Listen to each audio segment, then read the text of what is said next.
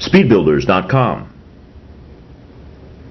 State your name for the record, sir. Jeffrey Adams. What is your age, Mr. Adams? 17. I will be 18 next month. Are you currently employed anywhere? No, ma'am. I am a senior in high school. What school do you attend? Wright County High School. Mr. Adams, have you ever testified before a judge or in a court of law such as you are today? No, ma'am. This is what is called a preliminary hearing. Are you familiar with the purpose of this type of proceeding? Yes, I am. Have you become familiar with this? Just through high school civic classes and through my participation in the Explorer program. Would you describe the Explorer program for the court? Yes, ma'am. It is a program where high school seniors who are interested in going into law enforcement are allowed to work with the local police force to gain some experience in that field. Are you enrolled in the Explorer program? Yes, ma'am, I am. How long have you been part of that program? My entire senior year. Do you plan to pursue a career in law enforcement? Yes, I am going to major in criminal justice when I go to school this fall. Mr. Adams, let's turn our attention to the case now before the court. What were your duties the evening this incident occurred? That particular night I was assigned to ride with Officer James Baker. Who is Officer Baker? He is a patrolman with the Wright County Sheriff's Office. How long had you been riding with Officer Baker? I had been assigned to him 3 or 4 weeks prior to this. The arrest report that I have shows this incident occurred on April 4th. What time did you see Mr. Edward Haynes, the defendant, here? It was about 7:45. Was it after dark? I think daylight savings time had just started, so it was beginning to get dark. What first drew your attention to Mr. Haynes' vehicle? We pulled in behind him on Highway 29, and Officer Baker pointed out that the car had no license tag.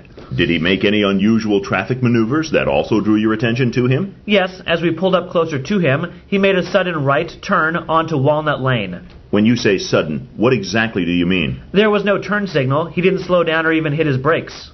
He just turned the car without warning. What did Officer Baker do then? He immediately turned on his blue lights and siren. Did Mr. Haynes attempt to pull over? No, ma'am. He continued down Walnut Lane. Did you follow the car for any distance? Yes, ma'am, for approximately 2.5 miles until he stopped. How long during that period or in that distance did Officer Baker have the blue lights flashing and the siren on? The whole time. Did Mr. Haynes ever pull over? No, ma'am. Can you describe this particular part of Walnut Lane for the court? Yes, ma'am. It is a 2-lane highway with 1 lane for automobiles traveling in each direction, and it has an asphalt shoulder on each side of the road. Is the shoulder area wide enough for someone to pull over? Yes, it is. Are there any parking lots or other areas along that stretch of road where somebody could pull over? Yes, the State Highway Department has a garage on the left. There is a church further up on the right-hand side.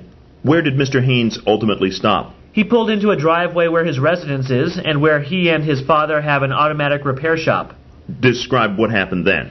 Officer Baker got out of the police car, Mr. Haynes got out of his vehicle, approached the police car, and asked Officer Baker what he wanted. Were you outside the car yourself at this point? Yes, I was standing by the car with the passenger door open. What did Officer Baker say then? He asked him if he had seen the blue lights and heard the siren, and Mr. Haynes said he had.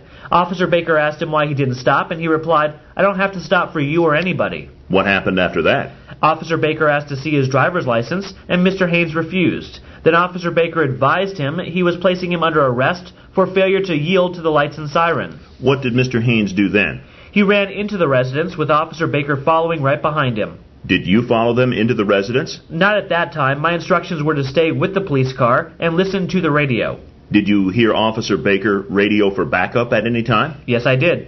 Could you hear what was going on inside the house during that call? Yes, I could.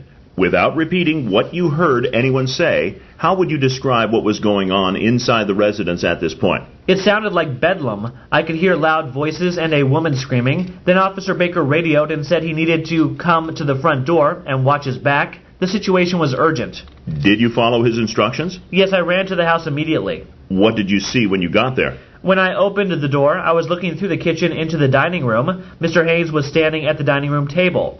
I believe it was his mother in the corner of the dining room, and his wife was in the kitchen with Officer Baker. What was the defendant's demeanor at this time? He was very belligerent. He was threatening to get a gun if Officer Baker didn't leave his house. His wife and his mother were also screaming at him to get out of their house. Did you actually go inside the house? No, I stood at the entrance to the residence with the door open.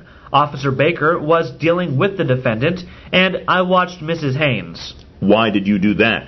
I needed to warn the officer if she made any threatening movements. What happened next, Mr. Adams? Officer Baker advised Mr. Haynes again that he was under arrest and asked him to lay down on the floor with his hands out beside him.